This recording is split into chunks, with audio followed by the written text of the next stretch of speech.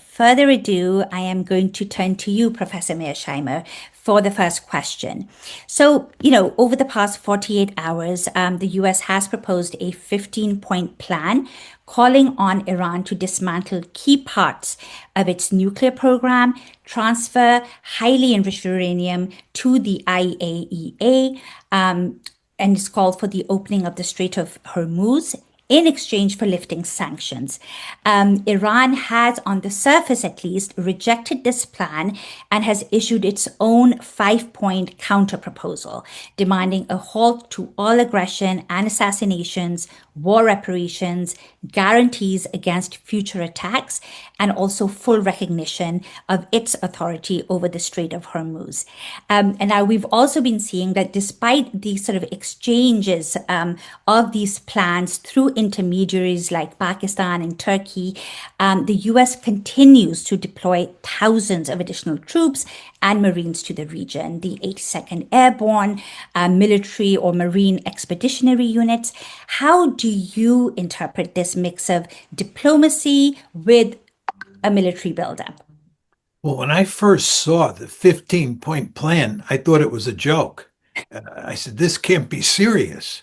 I think the demands are uh, more harsh than the pre-war demands were.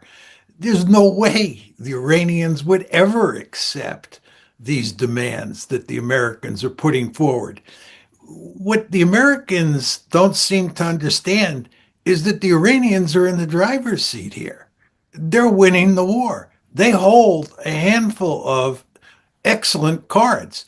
First of all, they have the ability to wreck the international economy. That gives them tremendous leverage.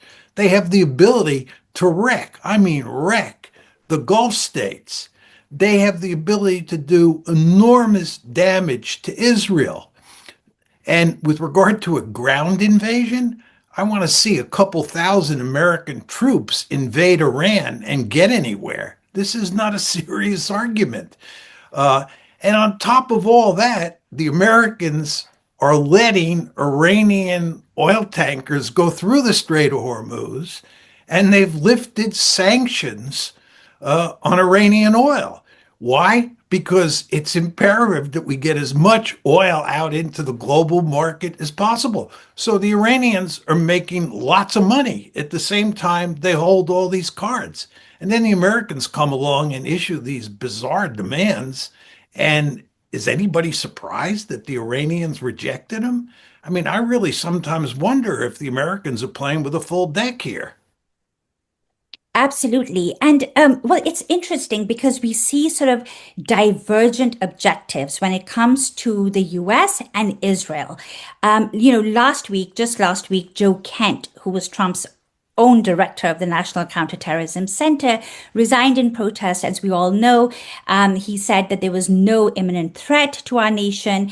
And in his words, this war was started due to pressure from Israel and its powerful American lobby.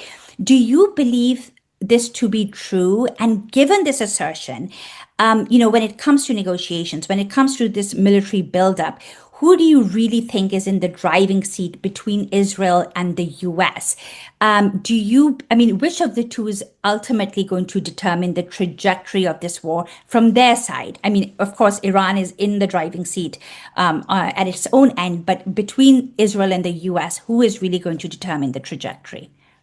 I think there's no question that eventually the Americans will drive the train. And the reason is that the greatest threat we face is that the international economy is going to crash. I mean, people can focus on the military dimensions of this crisis, and it's very interesting and it's important. But the key here is we're in danger of crashing the international economy. There's a giant iceberg out there in the water, and we're headed right for it. There's all sorts of evidence of that. And it is going to be President Trump's responsibility to make sure we don't hit that iceberg, or let me put it differently, to try to make sure we don't hit that iceberg. It might be too late, but he's not going to care in the end what the Israelis think, in large part because the stakes here are so enormous. Now, with regard to your question of what got us into this war, I'll make a couple points. First of all, I think it's clearly Israel and the lobby. It's important to understand, this would be my second point, that I think the deep state in the United States was basically against this operation. I think if you look at what the chairman of the Joint Chiefs of Staff was saying, what the Pentagon was saying, what the National Intelligence Council was saying, what people in the intelligence community in general were saying, this was an operation that didn't make any sense. And anybody who has any understanding of military history understands that what we set out to do stood virtually no chance of succeeding. And of course, it hasn't succeeded. But how did we get into this? Well, the Mossad played a very key role in convincing both Prime Minister Netanyahu and President Trump that what was going to happen here is if we launched a shock and awe campaign, the regime in Iran would quickly collapse and we would win a quick and decisive victory. And President Trump thought that that's exactly what would happen because David Barnea, who is the head of Mossad, convinced him of that. And of course, he convinced Netanyahu of that as well.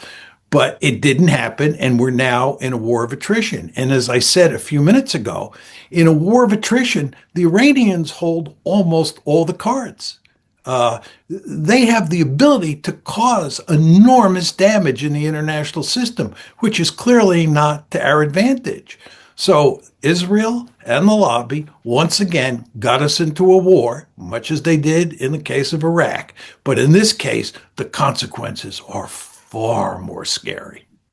And just one last follow-up question, Professor Mearsheimer. You said that it's the responsibility of the US or Trump to get us out of this, and that would probably happen through negotiations.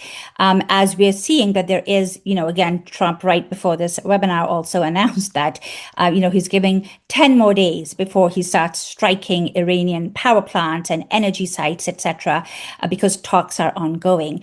Now, in terms of the talks and whatever level or whatever stage they're at, do you believe that Israel will actively try and sabotage them, either by targeting Iranian negotiators or even their interlocutors? Do you believe that that could actually happen? I think the Israelis will probably try to sabotage the talks. But the point I'm trying to make is that I don't think the Israelis will be able to do that because the imperative for Trump to settle this is so great. And what's going to happen here is he's going to go to great lengths to try to settle it. And the problem that he faces is twofold. First of all, the demands on both sides are light years apart. There's simply no bargaining space here at this point in time. The second problem is if you're the Iranians, if I'm playing the Iranian hand, to put it in slightly different terms, I don't negotiate, right? I want this war to go on because the longer the war goes on, the more leverage I have and the more I get in the final agreement when it ultimately comes. And this is the problem that President Trump faces. There is an iceberg out there, and we are heading towards it. And what he has to do is he has to change the direction that the Titanic is going. And the question you have to ask yourself is, can he do that reasonably quickly? And it has to be reasonably quickly. And what I'm saying to you is, I think the Iranians have a vested interest in not allowing him to move the ship so it doesn't hit the iceberg, because the Iranians are playing a powerful hand and they have a deep-seated interest in maximizing their coercive leverage over these two existential threats that they face, one Israel and the other the United States. Sure. Thank you, Professor Mearsheimer. Trita, let me turn to you. I would like for you to respond to Professor Mearsheimer's perspective on this. And of course, we have the same question for you as well. How do you interpret these mixed signals in terms of the military buildup and also simultaneous talks that are allegedly happening? But I also want to ask you a couple of other things sort of attached to that. It's clear that Iran is not quite ready to negotiate. And among other things that it has sort of stated in terms of, conditions for a ceasefire or conditions for negotiations is the fact that it should never be attacked in the same way again by Israel and the US. But given the leverage, the significant leverage that Iran has demonstrated since this war began through its control over the Strait of Hormuz, disrupting roughly 20% of global oil shipments, 30% of global fertilizers and other supply chain disruptions, combined with the fact that it's still continuing to strike across the region. Do you think that Tehran has already established a meaningful level of deterrence against future US attacks? Thank you so much. And it's great to be with you. And as always, amazing to be with John here. I find myself in quite strong agreement with almost everything John said. So not sure if I can add much to some of the earlier comments. Let me just say a couple of things about the diplomacy. One area where I may differ a little bit, I don't think the Iranians want to drag this out endlessly. I think the Israelis do. I think from the Iranian standpoint, they do recognize that they have managed to gain a tremendous amount of leverage and that they are now in a strong position. They really have Trump in a terrible position because Trump himself put him there by listening to the Israelis. But they also must recognize that they need to essentially translate this leverage into a new stable order. And there is a lot of risk associated by allowing the war to go on for too long. Not in the sense that I see any significant weaknesses on their side quite yet. In fact, I think the Iranian government is in a much, much stronger position internally. And that will probably last as long as the war lasts. After the war, there may be some challenges for it. And that may be one of those incentives for it not to end it too quickly. But it's going to have to translate this some way, somehow into a more stable position. And that ultimately will happen through a negotiation. Now, if that negotiation starts too late, and this is my own analysis, I don't know if the Iranians see it this way, and Trump essentially has crossed the Rubicon, he will no longer be able to create a narrative of victory that is convincing to his own base. Again, to his own base. No one else outside of it buys it for a second, obviously. But when you take a look at the polling of his own base, and at Quincy we have done some polling of only Trump voters, he still has about 76% support, at least as of last week. Now, they would be very happy to see him just declare victory and end it. 79% want him to declare victory and leave it. But if he, for instance, goes in with ground troops over the weekend, I think he will have crossed the Rubicon and it will be a bloodbath. And this support level that he still has, which is largely because they're just loyal to Trump and because they watch Fox News. And if you watch Fox News, you had no idea what's going on in the real world, at least when it comes to this war. So they're just profoundly misinformed. But once you have a bloodbath and a large number of American soldiers are coming home in coffins, I think that will have a profound impact. And once Trump loses the ability to have a narrative of victory that enables him to take an off-ramp, I think his incentive structures may change.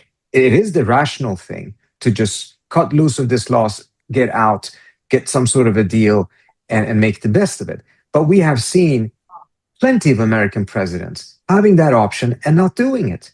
For 20 years, we were constantly told victory is just 6 months around the corner in Afghanistan. And 20 years later, the United States has spent $2 trillion changing the government of Afghanistan from the Taliban back to the Taliban. Now, this one is different, and John put his finger on it because of the manner in which the Iranians can really, really squeeze the global economy. But there's also a limit there. I'm not saying that they don't have a longer-term ability to do so, but it's not an infinite level because this is already starting to create a lot of problems for China. I've spoken with the Chinese and they're quite worried. They're not as insulated in terms of gas prices and oil shocks as the US is actually. If you walk around in the United States anywhere right now, you would have no idea that we just started a war against a country of 90 million. But if you walk in India or in Bangladesh or in some of those countries in Asia, you would absolutely know it because a lot of offices have actually closed and they're only allowing their people to work from home because they have to save fuel. Part of the reason Pakistan has been very eager to mediate is because they were essentially 2 or 3 days away from having no reserves left. Mm-hmm. India is about 10 days away from that.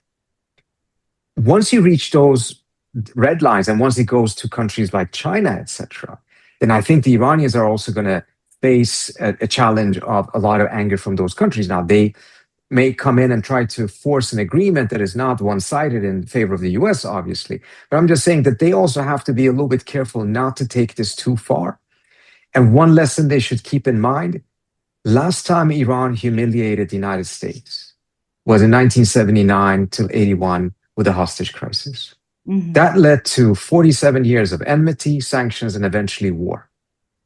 I think it would be wise of them to make sure that they use their leverage to never get attacked again. That's totally rational. But I don't think it would be wise of them to go as far as seeking the humiliation of Trump or the United States, because I think a lot of bad things will come out of that ultimately will be bad for the Iranians as well, even though they may end up having been a victor in this war. They should be careful not to turn this victory into a Pyrrhic victory, essentially. Sure. And do you believe that, and I know you said this is your perspective, not the Iranian government's necessarily, but do you think that they might see this sort of imminent or impending ground invasion as sort of a deadline for themselves? Because if they go beyond that, then that will take away Trump's victory narrative. I think they're both worried about it, and I have had conversations with people around the government there throughout this war. Mm-hmm. I think they're worried about that scenario, but not because they think that they will lose it. I mean, for instance, some of these islands, the US actually can relatively easy take the islands. The problem is that once you're on an island, you're not going anywhere. You're static. Mm-hmm. And the Iranians will rain down missiles and drones from a very short distance, and the United States will have very little ability to protect itself. So it will be a massive loss of life for the United States. And even if at the end of the day they keep the island, so what? Yeah. I mean, what is the strategic difference this makes? Right. I mean, we have this phenomenon in the United States. We haven't quite used it in quite yet. I guess the administration may do so if it decides to actually take one of these islands, in which we're selling this idea that this one specific piece of land, the Donbass, who controls the Donbass will determine the future of the United States. No, it will not. Nor did any particular hill in Afghanistan that a lot of American Marines died for make the slightest difference. And the same thing is here with some of these islands. Now, some of them are very important to the Iranians, undoubtedly. But the US controlling them does not necessarily change the game in any particular way. So I've been really confused by this. To me, it only signals the degree of desperation Trump is in, that he's just searching for something, some sort of a silver bullet that will turn this war around. And I don't think there is one. And I hope that he comes to that conclusion before testing that proposition. But it would be good to know who he's listening to when it comes to this. Oh, we know that. I mean, yes. So, well, Israel, you think that Israel is pushing for that ground invasion? Because 5,000 troops perhaps is not enough for an invasion of mainland Iran. Yes, for that island perhaps. But even at least publicly, Israeli officials have come out to say, just like the Gulf countries have, that no, we don't think this is a good idea. That invasion, ground invasion, even if it's just limited to the islands, is not a great idea. Why is he doing that? So I think, again, he's desperately searching for a silver bullet to turn this around. And he knows that time is not on his side, because at some point those higher oil prices will lead to not just higher oil fuel prices, but also to higher food prices because of fertilizers, etc. And that will really be felt primarily by his own base rather than other Americans. And Sure. Once that turns around and they actually actively push against him on this war, then he's going to be in a very bad position. So he's just desperately trying to find something. From the Israeli side, yes, I think they know that this is a bad idea amongst all of the other bad idea that he's looking at, but it's very crucial for them to keep the United States in this war. They have fought for more than 25 years to get the United States to go to war with Iran. They don't want this to end, in their view, as they call it, prematurely. They want to make sure that the United States uses as much firepower as possible together with Israel to destroy Iran's industrial base, set it back decades, to make sure that the Iranians cannot challenge Israel's designs for domination in the region. So it's not about thinking that necessarily if there's a change of regime, everything will be fine. They just want to make sure that the Iranians don't have the capability. That's the most important thing. And if they can keep it going for a couple of more months or weeks, yes, it would be a huge strategic loss for the United States. But the Israelis will still see it as a significant victory for them, because if Iran has been set back 5 decades, that is at least 48 more years than what the Israelis themselves could have done alone. Absolutely. And just one last question before we turn to Professor Mearsheimer about this. Now, suppose that Iran, as Professor Mearsheimer said, it's in a very good position. We don't want it to overextend, but suppose it decides it does not want negotiations at this point and things continue the way they are. So Iran continues to strike missiles across the region, and continues to control the Strait of Hormuz. But in response, of course, is going to be pounded by Israel and the United States. How much pain do you believe the Iranian government and the Iranian people are willing to take before their strategic calculus changes? And they decide to go ahead with negotiations. Are you asking me or Trita? Well, that was for Trita. I'm so sorry. I thought it was for John.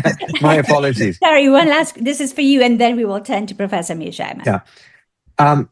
Look, after the June war, the Iranians prepared themselves, and we spoke after that. The Iranians prepared themselves for the next war, essentially assuming that it was more or less inevitable.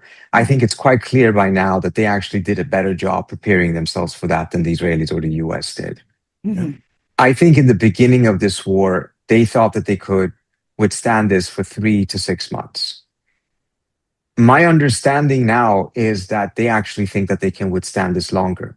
To a certain extent, they expected a more successful onslaught of attacks from the US and Israel. I'm not saying that they were underwhelmed, because clearly the US has used a tremendous amount of firepower, killed a lot of their leaders, etc. But I think they may have actually outperformed their own expectations. And particularly when it comes to the manner in which they're controlling the Strait of Hormuz. And John mentioned something very important. They're making more money. Let me just give a bit detail to that. Prior to the war, they were selling oil about 1.1 million barrels, a little bit less than that. And they were selling it at $65, but with an $18 discount because of the sanctions. So essentially at $47 a barrel. As of 3 days ago, they were selling 1.5 million barrels at $110 with a $2 to $4 discount. And they actually can sell more if they had the capacity, but because there's been so much sanctions on their program, their ability to, the capacity of their oil industry is not what it used to be. But bottom line is the war has actually turned into de facto sanctions relief for Iran. All of this has added to their ability to actually withstand this further.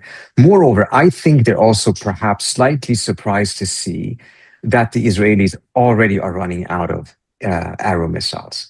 Obviously, they would not have the knowledge of knowing exactly how fast the US can replenish the Israeli stockpiles of interceptors, etc. But it seems like the Israelis are already running out of it. And some warnings have been said that already by early April, they will be out. So all of those things, I think the Iranians are sitting pretty tight. And this is precisely why Trump is looking for that one move, that silver bullet that turns the table. And I think a land invasion, doesn't matter which island he goes for, is probably going to do the opposite. He's going to dig himself into a much, much deeper hole. Absolutely. And you just mentioned that the Israelis are running out. I think there was a Washington Post report just this morning saying that the US might be running out of critical munitions, and it might be sort of taking stuff away from Ukraine to now focus on the Middle East. And to just add one point, and the Houthis are not in the war yet. And exactly, that is going to be my next question to you, Trita. But I'd like to turn to Professor Mearsheimer. If you'd like to respond to anything that Trita said, please do so. My next question to you is about the Gulf. Would you like to respond before I go on? Yeah, let me just say just a word or two. And this is mainly a response to you, Melekwa. You're talking about going up the escalation ladder and asking the question, how much pain can the Iranians absorb? But that question assumes that the Iranians just sit there and take it. In other words, you go up the escalation ladder, and it's only us going up the escalation ladder and whacking Iran. They have all sorts of options if you start inflicting significant pain on the Iranians, they're going to inflict significant pain on the Gulf states.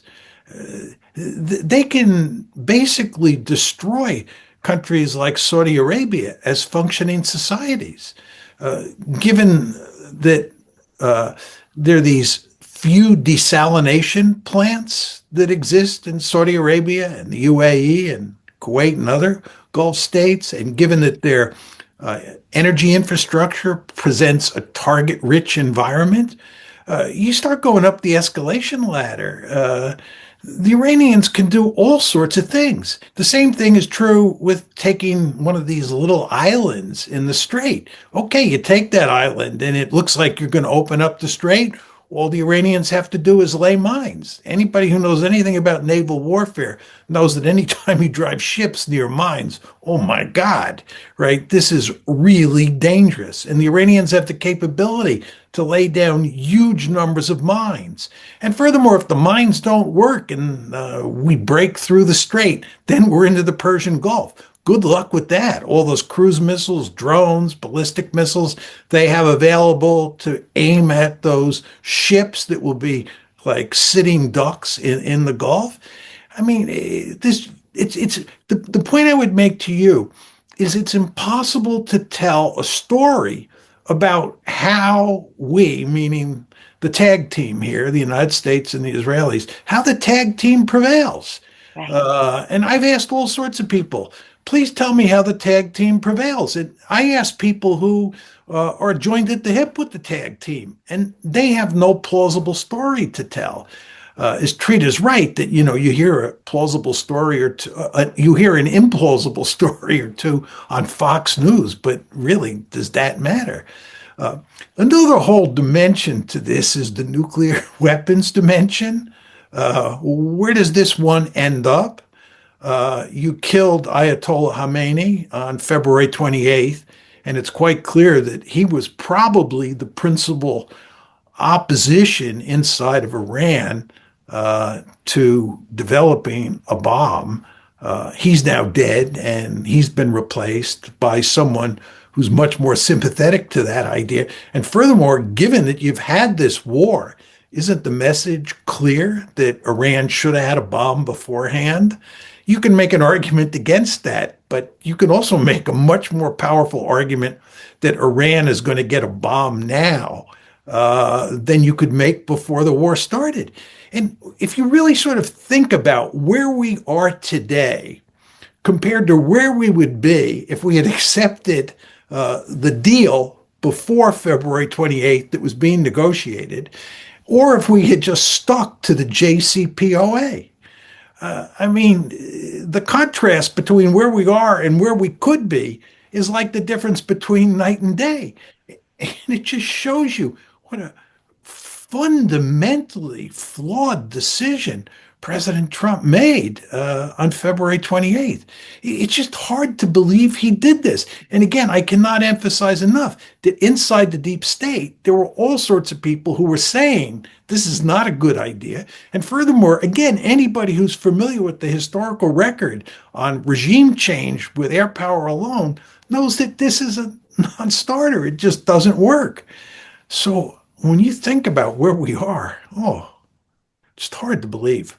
Not a pretty picture at all. But I just want to shift. We'll come back to this, Professor Mearsheimer, but I just did want to sort of shift gears and sort of focus on the Gulf a little bit. At the beginning of the war, we saw mixed signals from key Gulf states, especially Saudi Arabia and the UAE. Publicly, they voiced opposition to this misadventure, yet multiple reports now suggest that they had been behind the scenes pushing for this. And now, following Iran's recent attacks on their critical gas and energy infrastructure, they have hinted, in fact, they have actively said that they will join the war against Tehran. And I think it was the UAE ambassador to the US who just said this morning that a ceasefire is not enough and actually pushed the US for a, quote, conclusive outcome against Iran. What do you believe the Gulf states are thinking at this point, especially the key ones like Saudi Arabia and the UAE? Qatar has, of course, said that it wants out. It's not going to be party to this conflict at all. But the other GCC countries, they did issue a joint communique or a statement today, sort of condemning Iran's aggression. How do you see them going forward? They have this powerful neighbor in Iran that's not going anywhere. And yet they somehow seem to be relying on the US and Israel for security guarantees to get them out of this mess, when both those countries have betrayed them by not including them in the planning for this war.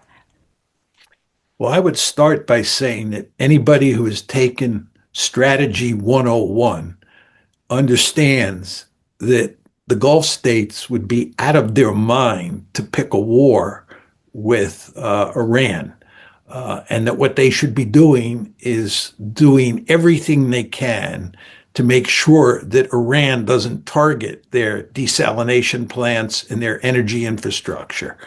As I said before, it's very important to understand that the Iranians have enough short-range ballistic missiles and enough drones that they can effectively destroy most of those states in the Gulf. And I think the Gulf states do not want to give Iran any incentive to do that. And they should understand that the United States and Israel have dragged them into a war that might lead to their destruction. Now, what is actually happening? You do read in the paper that the Saudis and the UAE are putting pressure on the United States and Israel to finish the job, to go in full bore and knock off Iran.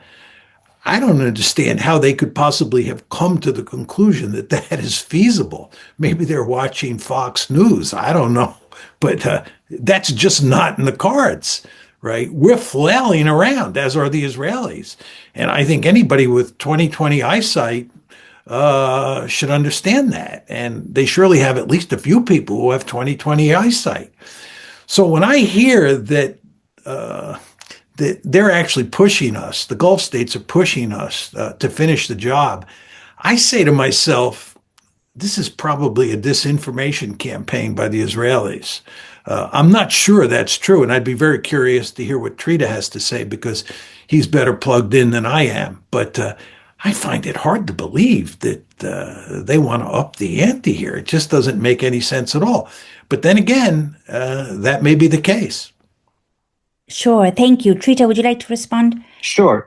I mean, on the logic of it, John is absolutely right. This makes no sense. Unfortunately, some of them are really into not making sense. So what you have right now is Qatar and Oman has essentially struck their own deals with Iran. Mm-hmm. There's been about 4 days now with no attacks on them. And the earlier position was that the GCC would have like a unified position. That was just untenable because the Emiratis are on a completely different page. If you listen to what Emirati officials are now publicly saying, if it is an Israeli misinformation campaign, they have full public support from the Emiratis to pursue that because Emirati officials are essentially saying that they're going to stand with the US and Israel in a war with Iran, and essentially hinting that if there is an attack against any of these islands, they will be involved. I suspect this is and by the way, let me also say another thing.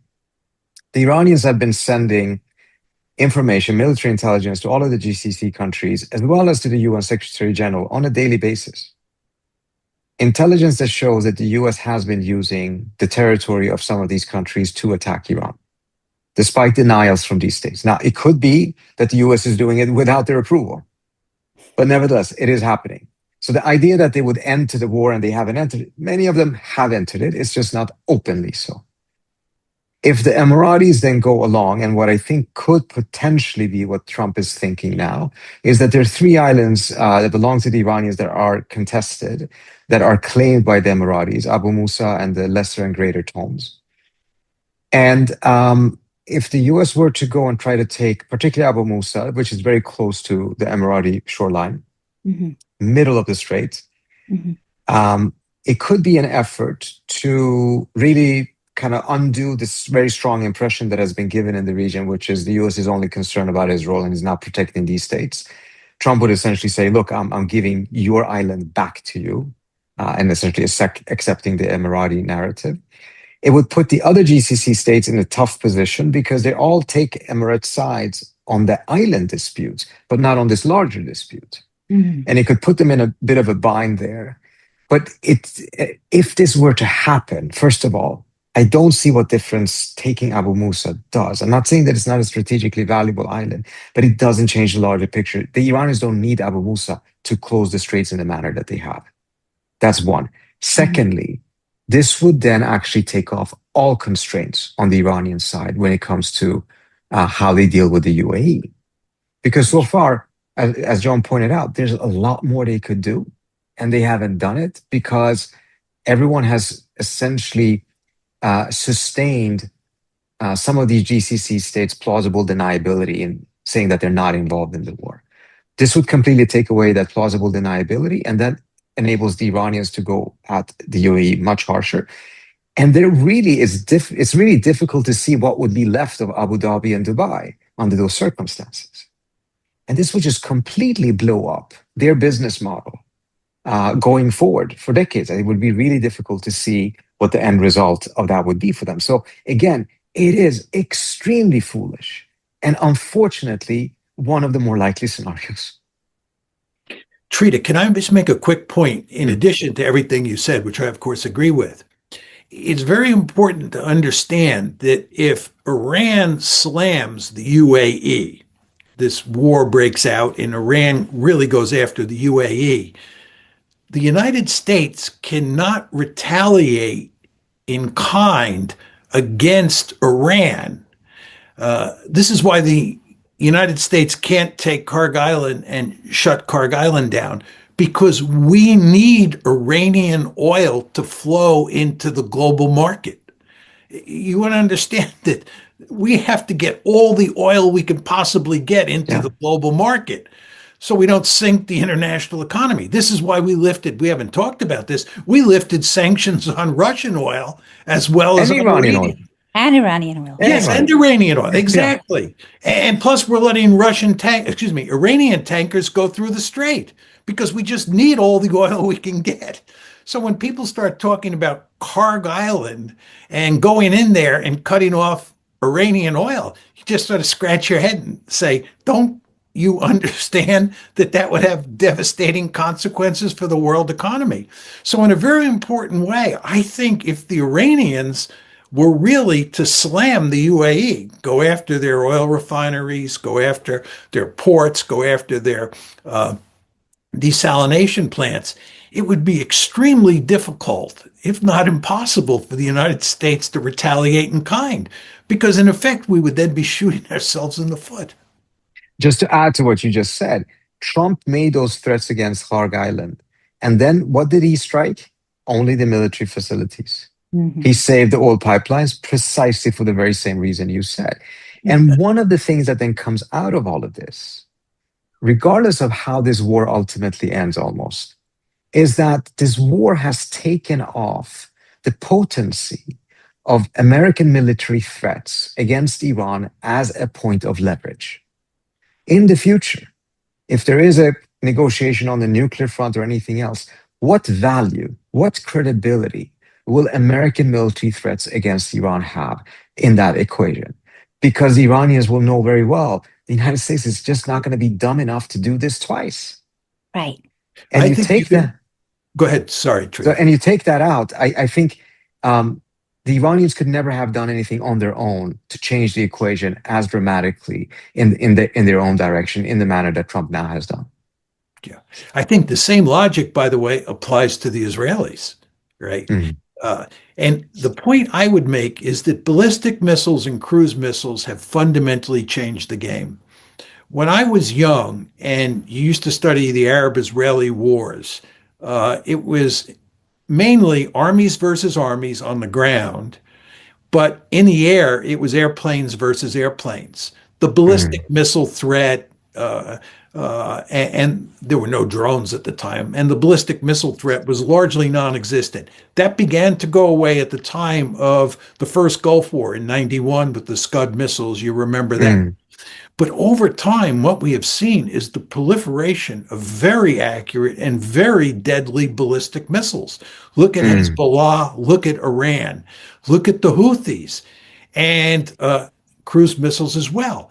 So the threat environment that Israel faces today is much different than the one it faced in the past, much more dangerous for the Israelis. And excuse me, this, of course, is why they place such a high premium on getting some sort of agreement with Iran that curtails their development, curtails Iran's development of ballistic missiles, because they fully mm. understand the nature of that threat. Well, I Yes. wanted to talk about Iran's strategic advantage in that because we keep hearing from administration officials and Israeli officials that Iran's capacity has been degraded considerably since the war began.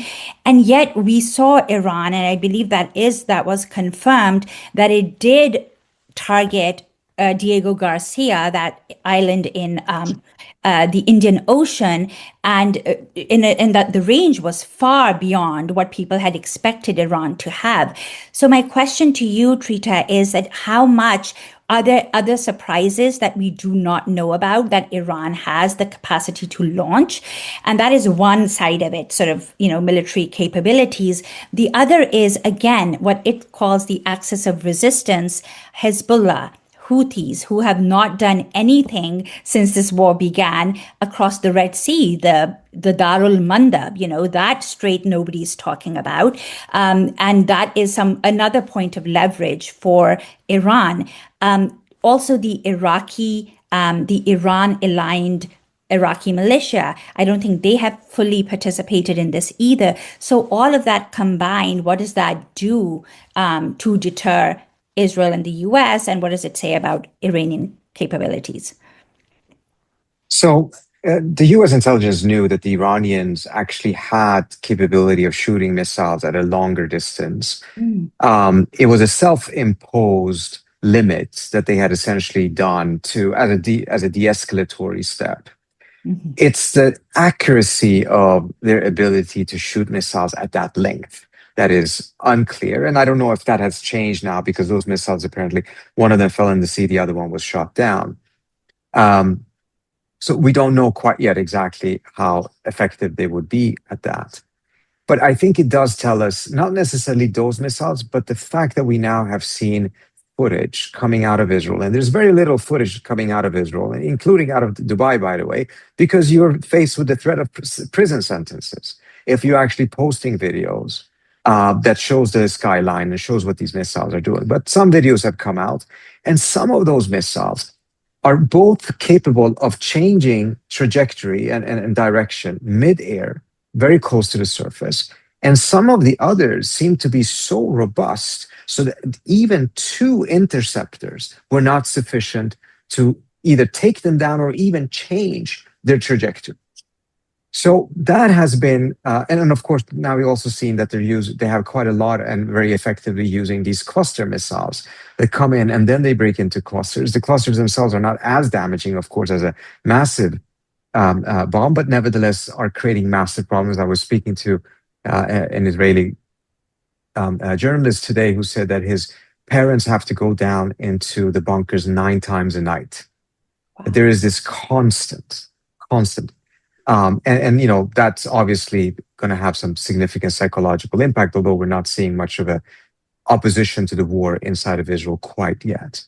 But nevertheless, these capabilities are beyond oftentimes what we had heard. It's different from saying that that is beyond what the US or Israel actually assessed. Because what you had is a ridiculous narrative in the media after the June war that said, oh, the Iranians took such a huge beating and those missiles were of no problem for the Israelis because of the military censorship on the Israeli side. And it took some while before more and more stories started to come out that showed that, look, that was actually not the case. They got a lot of those missiles through towards the end of the war. The Israelis were running out of interceptors. The Iranians became more and more effective in using a combination of missile drones and simultaneous cyber attacks to knock out the Israeli anti-air defense systems. But in the beginning, that's not at all what you heard. It was like, as they say, truth is the first victim of war. Going forward, another surprise is, we were told that Hezbollah was completely defanged. It clearly is not. We don't know what the Houthis can or cannot do because they've kept their cards very, very tight. But it does seem to me that that is a deliberate move in order to save them, primarily probably as a deterrence against the Saudis entering the war fully, because it would be very problematic situations for the Saudis to have both Iran to deal with and then simultaneously from the back dealing with the Houthis.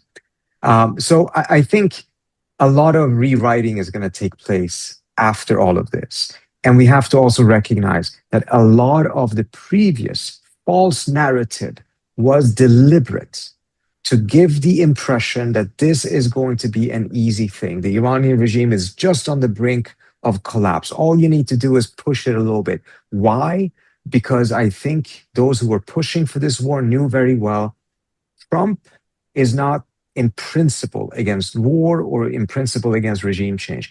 He's in principle against things that are difficult, that don't have a fast and guaranteed way towards glory for him.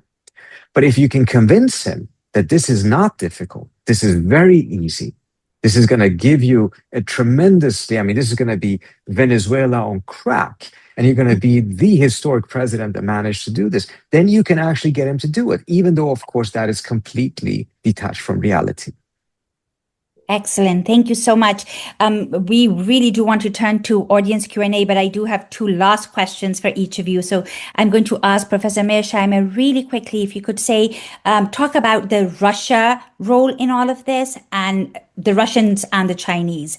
How are they responding to this, and how do you think they will respond as this conflict evolves?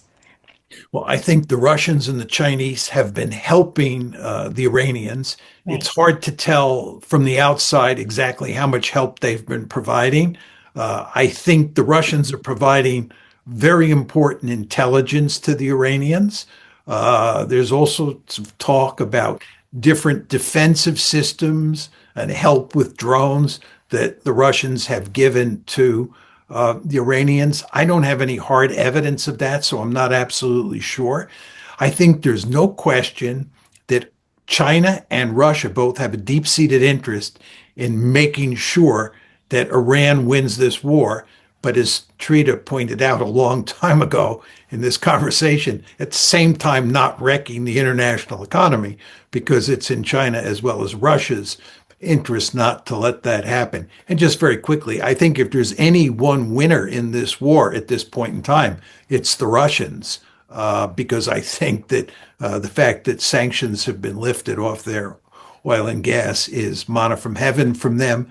And furthermore, the fact that we are limited now in what kinds of weapons and munitions we can send to Ukraine improves the Russians' chances of winning on the battlefield. Do you think, Professor Mearsheimer, that Trump might reach out to China, given how it's being affected, how its economy might be affected by this war, to apply pressure on the Iranians? I would bet my life that he has already reached out to the Chinese, and he is begging the Chinese to help him. To go back to Trita's language before, he is desperate. There's no question about this. He is in really deep trouble. I mean, really deep trouble. And he can't find an exit ramp. So I'm sure that he's talked to Putin. I'm sure he's talked to Xi.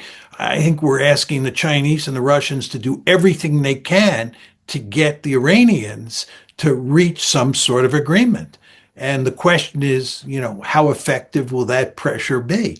Because if you're Iran and you understand you're dealing with an existential threat, and you understand that you're operating in what we realists call a self-help world, and that the Chinese and the Russians cannot ultimately save you if you get into trouble, if you're the Iranians, you have a vested interest in playing hardball for a long time.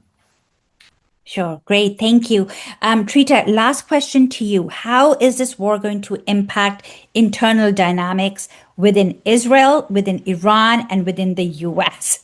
I'm so sorry for this very long question and asking you to be brief about it, please. So on the US, let me just quickly say, I think it's going to be really interesting what happens on the MAGA right after this. I think anti-war sentiments there are real.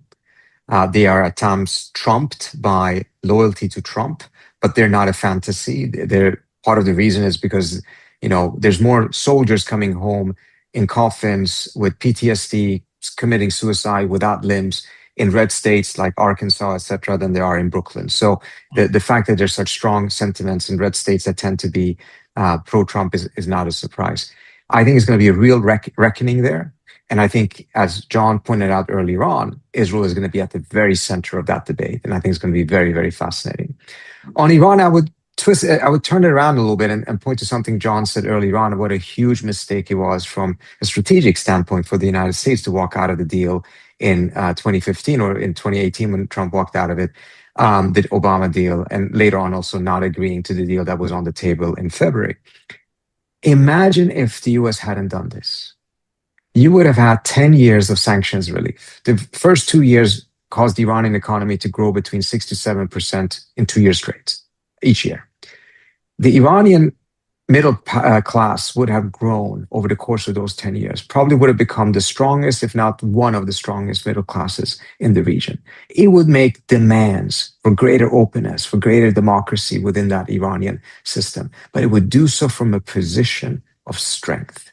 Instead, in December and January, we saw those same people out there, but they were now making demands of that kind, but from a position of utter despair and desperation because of the manner that these sanctions had decimated the Iranian middle class. Between 2018 and 19, when Trump first imposed maximum pressure sanctions, Iran's middle class, 1/3 of them went into poverty.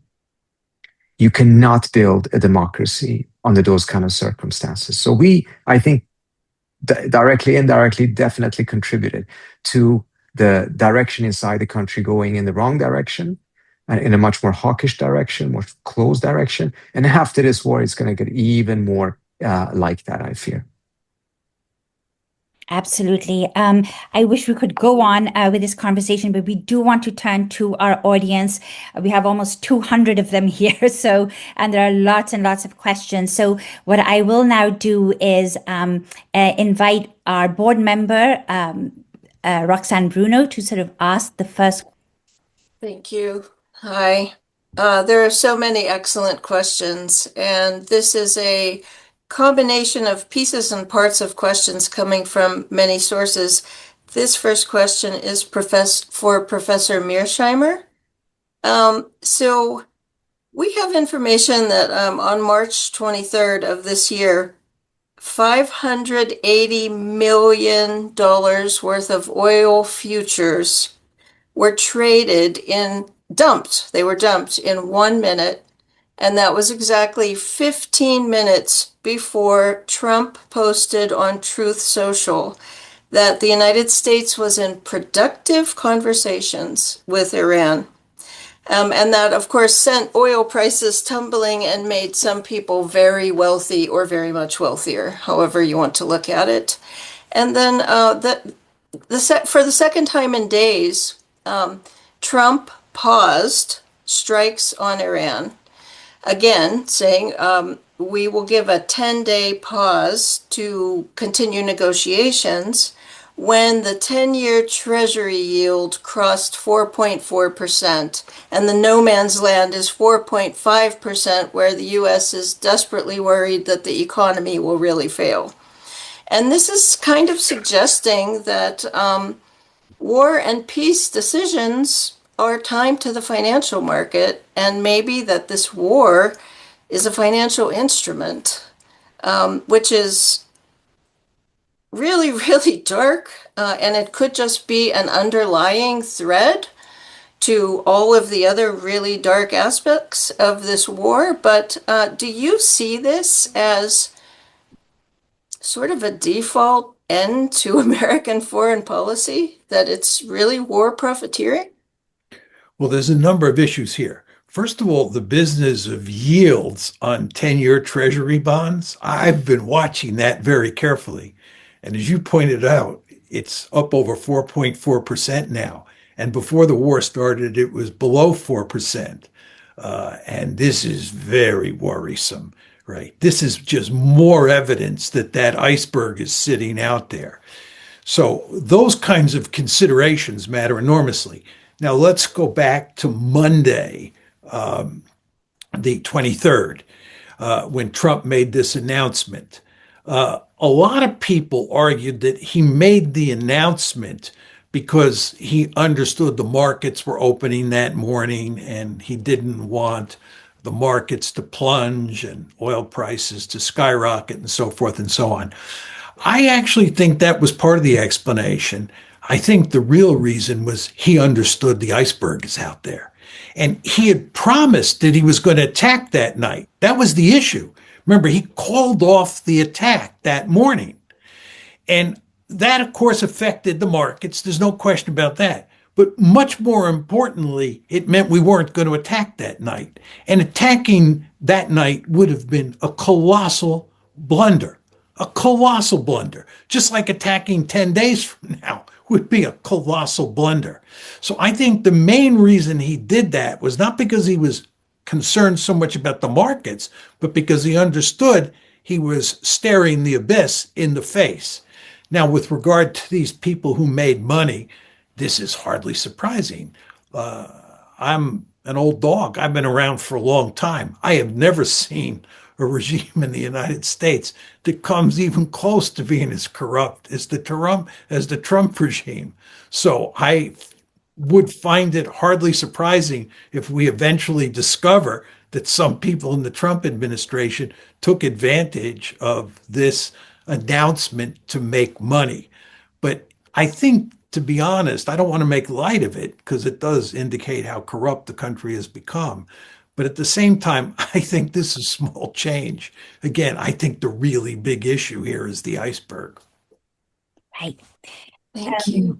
Thank you so much. I'm just going to cluster a few questions together, and then perhaps Trita, if you could maybe just answer whichever one you're most comfortable with. So people are asking about NATO, how this war will impact NATO. Will NATO be able to survive the fractures between European allies and the US? Also, are Israel and the US correct in saying that a nuclear Iran does pose an existential threat to them? If that comes to pass, maybe if one of those two, if Trita, you'd like to address.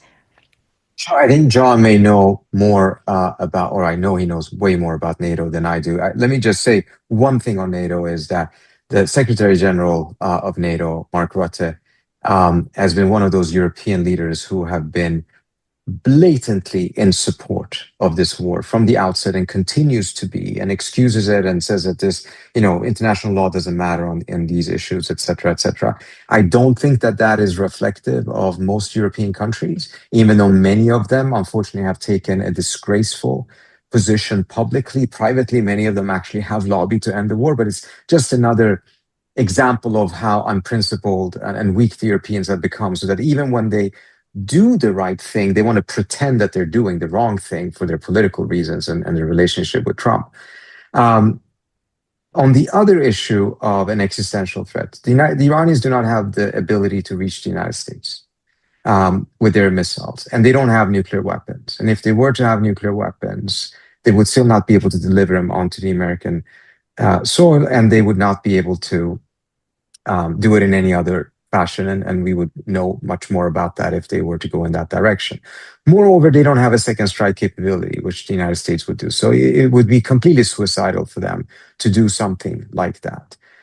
From the Israeli standpoint, the Israelis do have not only nuclear weapons, they also have a second strike capability. The Germans have given them several Dolphin nuclear-equipped submarines. So even if the Iranians were to do something as foolish as to use a nuclear weapon against Israel, the Israelis would still be able to retaliate against them, and it would be suicidal. So is it good for the US and Israel if this were to happen? I don't think so. But this kind of hysterical calling everything an existential threat. Remember, these missiles are an existential threat. At some point, kitchen knives in Iran will be deemed an existential threat by the Israelis. We have to be very careful because this is a rhetorical tool that is being used to mobilize the United States in favor of wars that do not serve US interest. Dr. Parsi, I have a follow-up to that, which is also a collection from a lot of the Q&A that's been submitted, and that is, would it actually be good for the world if Iran were able to have nuclear weapons? Would it put a check on the unchecked warmongering of the United States and Israel? I think John should come in on this one as well. He has studied, the ability of having that type of nuclear stability much more than I have. I would point out one thing though. When the United States and Russia were facing each other during the Cold War, it was essential to make sure that nuclear misunderstandings were evaded. So a red line, a hotline was established. The US and Russia did talk to each other on a regular basis, but a red hotline was established to make sure that very quickly the president could reach the leader of the Soviets. We don't have anything even remotely similar to that between Iran and Israel under those circumstances. So we have to take into account the risk of not, oh, what would the stability factor here be, but also the misunderstanding and miscalculation factor here that also would be very significant.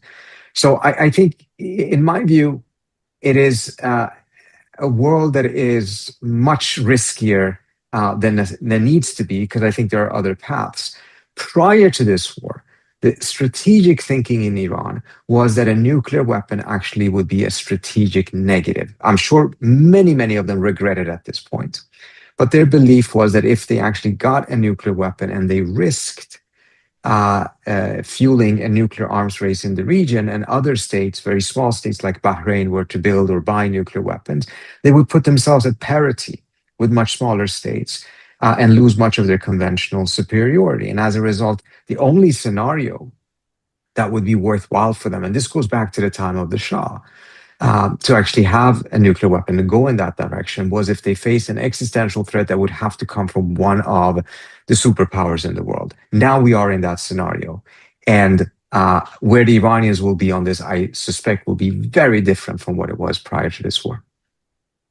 But I want to hear John on this. Yeah, let me make 3 quick points. First of all, I think if Iran and even a number of other Arab countries like Turkey, Egypt, Syria, Iraq, if they all had nuclear weapons, there's no question in my mind that the Middle East would be more peaceful because they're weapons of mass destruction, and they make war, I'm choosing my words carefully here, much less likely. But as Trita was hinting, you can't rule out miscalculation. You can't rule out the possibility that they would be used. And even if the chance is only 1%, the question you have to ask yourself is, do you want to take that chance? I often use the analogy, if I have a gun and I come up to you and there are 100 chambers in the barrel, and I put one bullet in one of the chambers, and then I spin the barrel and I put the gun up to your head and I say, don't worry, there's only a 1% chance I'm going to blow your head off. Are you going to be nervous? The answer is you're going to be extremely nervous, even though there's only a 1% chance. So it would be much better if nobody got nuclear weapons and if Israel got rid of its nuclear weapons. But I think the system, the Middle East system, would be less stable without nuclear weapons. I think you have to understand that trade-off. Final point I would make is I think the greatest danger we face is that if Iran decides to get nuclear weapons, I believe that given that the Israelis have shown that they can't win a conventional war against Iran, the Israelis will be tempted to use their nuclear weapons to prevent Iran from getting a nuclear weapon. In many ways, I think that's the ultimate nightmare scenario at this point in time. Just a quick question, a follow up about that. We've been talking about nuclear weapons. Well, Pakistan does have nuclear weapons, and Pakistan has signed a defense pact with Saudi Arabia. In the midst of all this, do you think that Pakistan might get involved and would extend its nuclear umbrella?